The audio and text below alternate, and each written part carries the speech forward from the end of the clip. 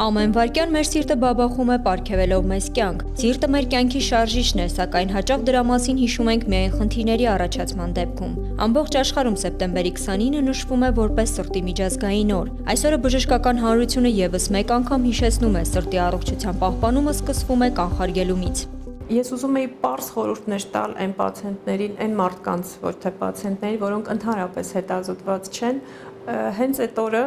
չափել իրենց զարկերակային ճնշումը, կատարել ստանդարտ արյան տեստեր, որը պիտի վերաբերվի արյան մեջ շաքարի եւ խոլեստերինի որոշմանը, օրինակ դրանք պարզ գործողություններ են, ուղղակի հաշվել սրտազարկը 1 րոպեում, դրանք բաներ են, որոնք հեշտությամբ կարելի իրականացնել։ Մոլորակի վրա ապրող մարդկանցից ամեն 5-րդը վաղաժամ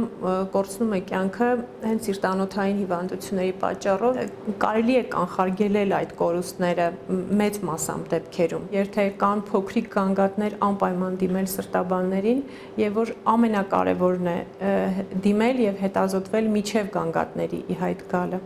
Առողջապահական համակարգն ամբողջ աշխարհում տարեստարի մեծ զարգացում է ապրում, սակայն սրտի հիվանդությունները շարունակում են մնալ մահացության գլխավոր պատճառներից, իսկ հիվանդությունների զարգացման գործոնները տարբեր են, սակայն մեծ մասը կառավարելի է։ Դա վերաբերվում է մեր սննդին, մեր նստակյաց ապրելակերպին, օդի աղտոտվածությանը։ Խիստ կարևորում ենք ակտիվ ապրելակերպը եւ դրա մասին կարծում եմ բոլորս բազմաթիվ անգամ լսել ենք։ Իմ խորհուրդն էլ պիտի նույնը լինի, որ հնարավորինս ակտիվ կյանքով ապրել, ամեն առիթ օգտագործել, խուսափել մեքենայից կամ վերելակից օգտվելու, բոլոր առիթները օգտագործել ոտքով տեղաշարժի, շատ ապարել, սիրտը սնուցել դրական էմոցիաներով, շատ ծիծաղել, օրինակ դա էլ կարող ենք համարել դրական ֆակտոր մեր անոթային խնդիրների նվազեցման համար։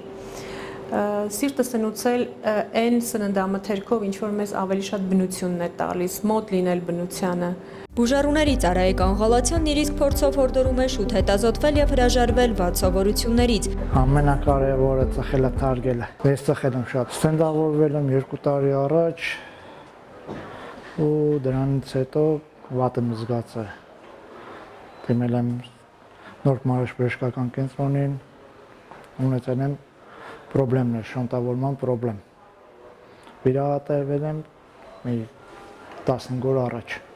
Հիմա լավ եմ, ամեն ինչ նորմալ է, բժշկի հսկողության տակ պետք է լինեմ յուրաքանչյուր ամիս։ Սրտաբանության ոլորտը հատկապես վերջին տարիներին մեծ զարգացում է գրանցել նաև Հայաստանում, չզիջելով միջազգային ստանդարտներին։ Մեծ առաջընթացներ ունենք դեղորայքային բուժման առումով, այն ինչ որ վերաբերվում է կորոնար հիվանդության կանխարգելմանը նաև մեծ առաջընթաց կա միջամտական բուժման առումով։ Ամբողջ աշխարհում ընթացքը գնում է, որ ավելի շատ փորձենք սակավացնել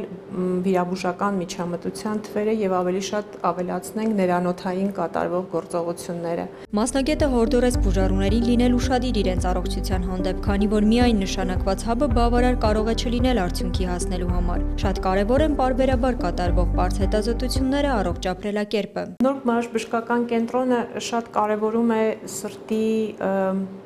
հիվանդությունների բուժման եւ հետագա ընթացքի շարունակական ապահովումը։